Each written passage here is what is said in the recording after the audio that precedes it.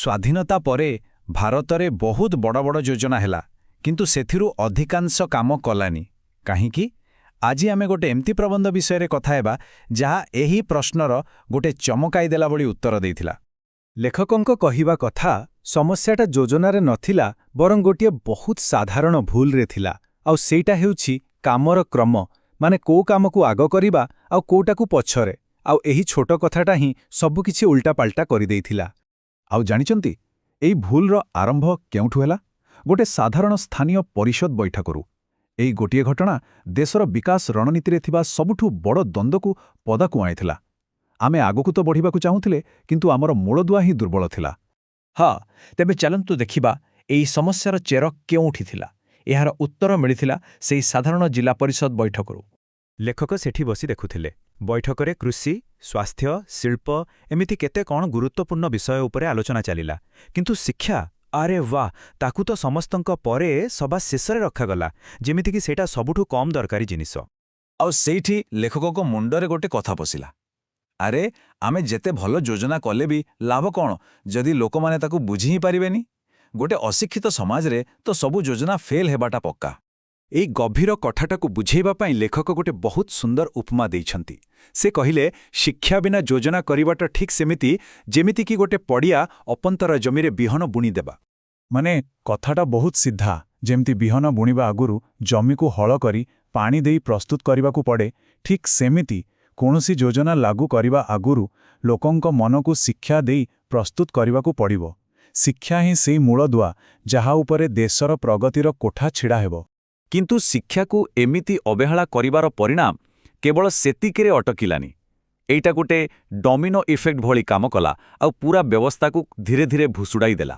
ପ୍ରବନ୍ଧରେ କୁହାଯାଇଛି, କିପରି ଏହି ଗୋଟିଏ ଭୁଲ ପାଇଁ ଗୋଟେ ପରେ ଗୋଟେ ସମସ୍ୟା ମାଡ଼ି ଆସିଲା।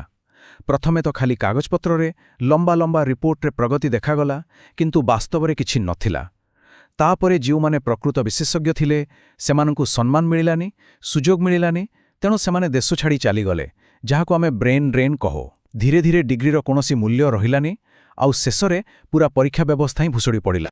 ଗୋଟେ ବଡ଼ ଅଜବ ପରିସ୍ଥିତି ସୃଷ୍ଟି ହେଲା। ଦେଶର ବଡ଼ ବଡ଼ ବିଶେଷଜ୍ଞମାନେ କିଛି ପରାମର୍ଶ ଦେଲେ, କିନ୍ତୁ ସରକାରୀ ବାବୁମାନେ ତାକୁ ଶୁଣିଲେଣି, ନିଜ ମନ ମୁତାବକ ନିଷ୍ପତ୍ତି ନେଲେ। ତେବେ କୁହନ୍ତୁ, ଏମିତି ହେଲେ କାହାର ବା କାମ କରିବାକୁ ଇଚ୍ଛା ହେବ? ଫଳରେ ପ୍ରତିଭାମାନେ ଦେଶ ଛାଡ଼ିବାକୁ ବାଧ୍ୟ ହେଲେ। ଆଉ ଡିଗ୍ରୀର ମୂଲ୍ୟ କେମିତି କମିଗଲା, ତାର ଗୋଟେ ବଢ଼ିଆ ଉଦାହରଣ ଦେଖନ୍ତୁ। ଗୋଟେ ସମୟ ଥିଲା ଯେତେବେଳେ ଜଣେ 10ମ ପାସ୍ ଲୋକ ବି ମ୍ୟାଜିଷ୍ଟ୍ରେଟ୍ ପଦ ସମ୍ଭାଳି ପାରୁଥିଲା, ଆଉ ଆଜିକାଲି ଜଣେ BA ପାସ୍ କରିଥିବା ପିଲା ବି ନିଜ ମାତୃଭାଷାରେ ଠିକ୍ ଭାବେ ଗୋଟେ ଚିଠି ଲେଖିବାକୁ କଷ୍ଟ ପାଉଛି। କେତେ ବଡ଼ ପାର୍ଥକ୍ୟ! କିନ୍ତୁ ଏହି ସଙ୍କଟର ସବୁଠୁ ଖରାପ ଦିଗଟା କ'ଣ ଥିଲା ଜାଣିଛନ୍ତି? ଆମ ଶିକ୍ଷା ବ୍ୟବସ୍ଥାର ଲକ୍ଷ୍ୟ ହିଁ ବଦଳିଗଲା। ଧୀରେ ଧୀରେ ଜ୍ଞାନ ଅର୍ଜନ କରିବାଟା ଗୌଣ ହୋଇଗଲା, ଆଉ ଯେନ୍ତେନ ପ୍ରକାରେଣ ପରୀକ୍ଷାରେ ପାସ୍ କରିବାଟା ହିଁ ମୁଖ୍ୟ ଉଦ୍ଦେଶ୍ୟ ହୋଇଗଲା। ମାନେ ପୁରା ସିଷ୍ଟମଟା ଏମିତି ହେଇଗଲା ଯେ କିଏ କେତେ ଜାଣିଛି ସେଇଟା ଗୁରୁତ୍ୱପୂର୍ଣ୍ଣ ନଥିଲା, ବରଂ କିଏ ପରୀକ୍ଷାରେ କେତେ ଭଲ ନମ୍ବର ରଖୁଛି ତାକୁ ହିଁ ସଫଳତା ବୋଲି ଧରାଗଲା। ଫଳରେ ପିଲାମାନେ ବିଷୟବସ୍ତୁ ବୁଝିବା ଅପେକ୍ଷା ପରୀକ୍ଷାର ପ୍ୟାଟର୍ନ ଆଉ କୋଉ ପ୍ରଶ୍ନ ଆସିବ ସେଇ ବିଷୟରେ ଅଧିକ ଚିନ୍ତା କଲେ। ଆଉ ଏଇଥିରୁ ଜନ୍ମ ନେଲା ନୋଟ୍ ବହି ସଂସ୍କୃତି। ମାନେ ମୋଟା ମୋଟା ବହି ପଢ଼ିବା, ବିଷୟକୁ ଗଭୀର ଭାବେ ବୁଝିବା, ଏସବୁ ଦରକାର ନାହିଁ। ବଜାରରୁ ଗୋଟେ ଛୋଟ ନୋଟ୍ ବହି କିଣି ଆଣ, ତାକୁ ଘୋଷି ଦିଅ, ଆଉ ପରୀକ୍ଷାରେ ପାସ୍ କରିଯାଅ। ଏହି ସର୍ଟକଟ୍ ମାନସିକତା ଛାତ୍ରଛାତ୍ରୀଙ୍କ ମୌଳିକ ଚିନ୍ତା କରିବାର ଶକ୍ତିକୁ ପୂରାପୂରି ନଷ୍ଟ କରିଦେଲା। ଏହି ଦୟନୀୟ ପରିସ୍ଥିତିକୁ ଦେଖି ଲେଖକ ଗୋଟେ ବହୁତ ତୀକ୍ଷ୍ଣ ପ୍ରଶ୍ନ ପଚାରିଛନ୍ତି।